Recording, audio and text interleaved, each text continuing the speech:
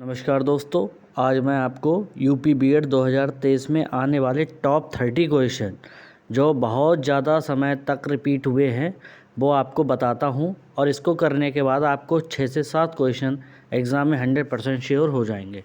तो let us हम start करते हैं। हमारा पहला क्वेश्चन है कि निम्नलिखित में से किसने संस्कृत व्याकरण पर एक प्रसिद्ध शोध प्रबंध लिखा है।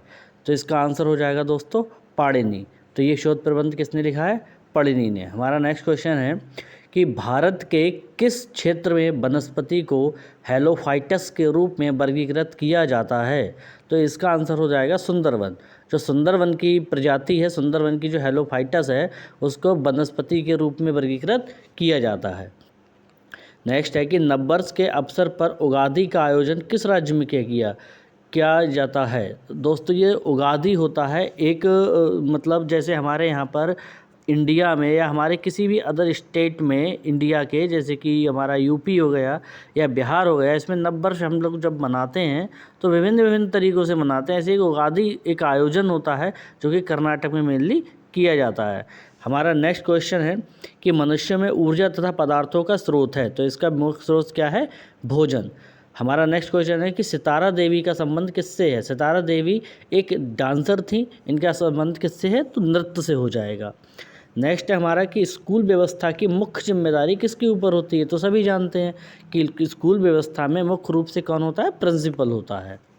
नेक्स्ट है हमारा कि शिक्षकों छात्रों की क्षमता किस तरह मापता है। ये गलत हो गया है बेटा, कि शिक्षक जो है वो छात्रों की क्षमता को किस तरह मापते हैं। तो छात्रों की जांच करके। अब छात्रों की जांच करके जैसे कि पूछ के, या बहुत सारे तरीके होते हैं क्लास में, तरीके से छात्र की क्षमता को नापा जाता है। फिर कि आदत किसे कहते हैं। आदत होती है कि जैसे कोई व्यक्ति अपना काम कर रहा है तो बार बार उसी काम को करते रहे, यानी पुनरावृत्ति करते रहे, तो हम उसको बोलते हैं कि किसी कार्य की पुनरावृत्ति करना को हम क्या बोलते हैं? आदत कहते हैं।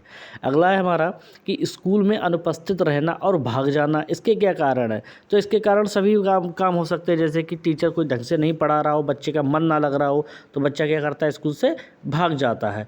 और कोई भी काम टीचर करा रहा हो, प्रैक्टिस करा रहा हो, उसका मन ना लग रहा हो, तब भी वो वहाँ से भाग जाता है।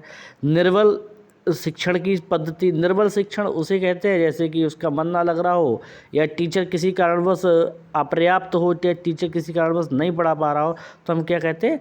शिक्षण की निर्बल पद्धति। तो ये तीनों ही इसके मेन कारण हो सकते हैं।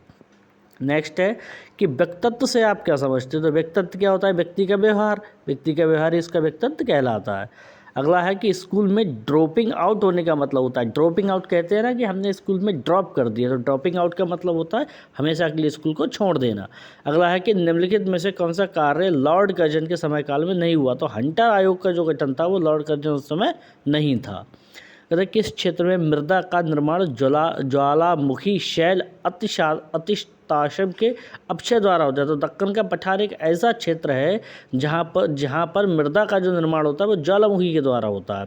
छऊ कहाँ का है? झारखंड का। तो आप इसे शॉर्ट ट्रिक से याद रखते कि झाड़ू में झऊ, झाड़ू में छऊ। तो झाड़ू में छऊ यानी झाड़ू मतलब झारखंड में छऊ। तो झारखंड में कौन सा नृत्य होता है दोस्तों? छऊ। अगला है निम्नलिखित में से कोशिका की आत्महत्या थैली के रूप में। तो लाइसोजोम है जैसे कोशिका की आत्महत्या थैली के रूप में जाना जाता है। अगला कि वर्गखंड में शिक्षा के लिए क्या आवश्यक है। तो सभी चीज़ें आवश्यक है। छात्र जिज्ञासा नहीं होगी छात्रों के अंदर तो भी वह शिक्षा एक्सेप्ट नहीं करेगा। तो एक उचित माहौल, एक पारंगत शिक्षक और एक छात्रों में जिज्ञासा वृत्ति, तीनों ही चीज़ें इंपॉर्टेंट है वर्गखंड में शिक्षा के लिए। नेक्स्ट है कि नदियों के युग में किसको सर्वप्रथम जोड़ा गया। तो गोदावरी कृष्णा को सर्वप्रथम अटैच किया गया था। किसका ज्ञान हमें स्वयं को अत्यधिक मदद करता है। तो शिक्षा, अगर कोई व्यक्ति शिक्षित है तो उसका ज्ञान हमेशा उसको मदद करेगा, उसकी हेल्प करेगा। तो शिक्षा एक ऐसा क्षेत्र है जिसका ज्ञान हमें स्वयं को समझने में, आत्मज्ञान को समझने में, या किसी भी चीज़ को में दुनिया में किसी भी चीज़ को समझने में हेल्प करता है।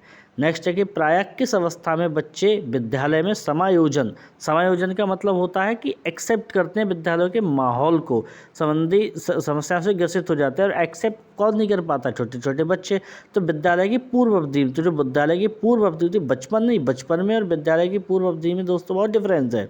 विद्यालय की पूर्व अवधि वो होती है जब बच्चा बहुत छोटा होता है, प्ले ग्रुप का बच्चा होता है, उसे कहते हैं विद्यालय की पूर्व अवधि। नेक्स्ट है कि बच्चों की कल्पनाशीलता कौन दर्शाता है, तो आयु के संबंधी उनके रुझान, जैसे बच्चा बड़ा होता जाता उसमें सेंसिबिलिटी बढ़ती जाती है। अगला है कि क्या बुद्धिमान अभिभावक के बच्चे अध्ययन में सदैव चमकते हैं? नहीं है, तो ऐसा तो पॉसिबल नहीं है कि जो इंटेलिजेंट टीचर हो तो उसका बच्चा भी इंटेलिजेंट, तो ऐसा संभव नहीं है। नेक्स्ट है हमारा कि समाज में हो रहे नैतिक पतन को रोकने के लिए सर्वश्रेष्ठ विकल्प क्या है? तो शिक्षक द्वारा सदाचरण।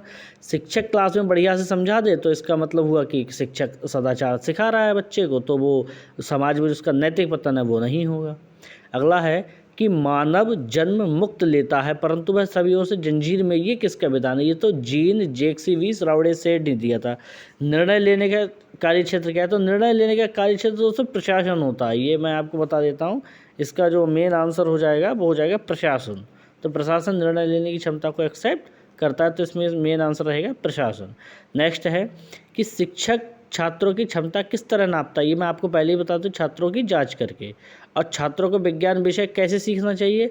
तो हमारा जो एक्सपेरिमेंट होते हैं जिसके द्वारा हम छात्रों को विज्ञान विषय बहुत आसानी से सिखा सकते हैं।